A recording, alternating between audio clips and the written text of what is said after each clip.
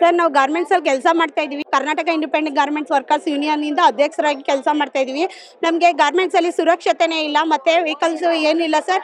ಎಲ್ಲ ಇದು ಲಗೇಜ್ ತುಂಬಿಕೊ ಹೋಗೋ ಗಾಡಿಗಳಲ್ಲಿ ಹೋಗ್ತಾ ಇದೀವಿ. ಯಾವ್ದು ಸುರಕ್ಷತೆ ಕೊಡಲ್ಲ. ಸರ್ಕಾರ 14 ವರ್ಷದಿಂದ ನಮಗೆ ಕನಿಷ್ಠ ವೇತನ ಕೊಡ್ತಾ ಇಲ್ಲ. ಯಾಕೆ ಕೊಡ್ತಾ ಇಲ್ಲ? ಗಾರ್ಮೆಂಟ್ಸ್ ಅಂದ್ರೆ ಯಾಕೆ ಎಲ್ಲರೂ ಕೀಳಾಗಿ ನೋಡ್ತೀರಾ?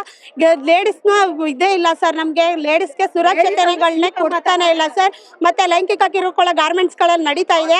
ಅದನ್ನ ತಡೆಗಟ್ಟಬೇಕು ಸರ್ಕಾರದಿಂದ. ಮತ್ತೆ ನಮ್ಗೆ ಕೇಂದ್ರ ಮತ್ತೆ ರಾಜ್ಯ ಸರ್ಕಾರಗಳು ಏನ್ ತಿದ್ದುಪಡಿ, ಈಗ 19,000 ಏನು ಹೆಲ್ಪರ್ಗೆ 19,000 ಇರ್ಬೇಕು ಅದನ್ನ ವಜಾ ಮಾಡಿಸ್ಬೇಕು ಸರ್. ಅದು ವಾಪಸ್ ತಗೋಬಾರ್ದು ಆ ಕಾಯ್ದೆ ಅನ್ನೋದನ್ನ ನಾವು ಕೇಳ್ಕೊತಾ ಇದ್ದೀವಿ.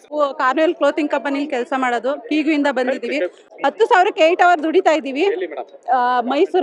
ಮೈಸೂರ ಬನ್ನಿ ಮಂಟಪಲ್ಲಿ ಸರ್. ಅವರು ಒಳ್ಳೆ ನಮ್ನ ಹೆಣ್ಮಕ್ಳನ್ನು ಚೀಪ್ ಆಗಿ ನೋಡ್ತಾರೆ ಅಂದ್ರೆ ಅಷ್ಟು ಕೆಟ್ಟದಾಗೆಲ್ಲ ಬೈಯೋದು, ಚೀಪ್ ಆಗಿ ನೋಡೋದು, ಅಷ್ಟು ಕೆಟ್ಟದಾಗೆಲ್ಲ ಮಾತಾಡ್ತಾರೆ. 8 ಅವರ್ ದುಡಿಸ್ತಾರೆ, ನಾಯಿಗೆ ದುಡ್ದಂಗ್ ದುಡಿಸ್ತಾರೆ, ಒಂಚೂರು ಬೆಲೆ ಕೊಡಲ್ಲ.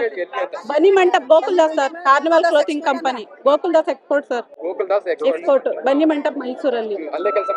ಹೌದು ಮಾಡ ಸರ್, 15 ವರ್ಷದಿಂದ ಮಾಡ್ತಾ ಇದೀವಿ ಸರ್. ಒಂದು ಬೆಲೆ ಅನ್ನೋದಿಲ್ಲ. ಅಳುಬ್ರು ಅಂದ್ಬಿಟ್ಟು ಒಂದ್ ಸ್ವಲ್ಪ ಕೆಲಸ ಕಮ್ಮಿ ಕೊಟ್ಟವ್ರಿಗೆ ನಾರ್ಮಲ್ ಆಗಿ ನೋಡೋಣ ಅನ್ನಲ್ಲ. ಈಗ ಮಾಡಿದವ್ರಿಗೂ ಒಂದೇ, ಅಳುಬ್ರಿಗೂ ಒಂದೇ ಪೇಮೆಂಟ್ ಕೊಡೋ. 10,000 ಕೊಡ್ತಾರೆ ಸರ್. ಬಾಡಿಗೆ ಕಟ್ಟೋದ, ಮಕ್ಳಿಗೆ ಫೀಸ್ ಕೊಡೋದ, ನಮ್ಮ ಹೆಲ್ತ್ ನೋಡೋದ ಸರ್. ತುಂಬಾ ಪ್ರಾಬ್ಲಮ್ ಆಗಿದೆ ಸರ್. ನಮ್ಗೆ ಸಂಬಳ ಜಾಸ್ತಿ ಬೇಕು. 8 ಅವರಲ್ಲಿ ಏನಿದೆ ಅಷ್ಟು ಮಾಡಿಸ್ಬೇಕು ಸರ್. ಅದು ಅವ್ರ ಕಿರುಕುಳ, ಅವ್ರ ಲೈಂಗಿಕ ಶೋಷಣೆ ಎಲ್ಲ ತಡೆಗಟ್ಟಬೇಕು ಸರ್.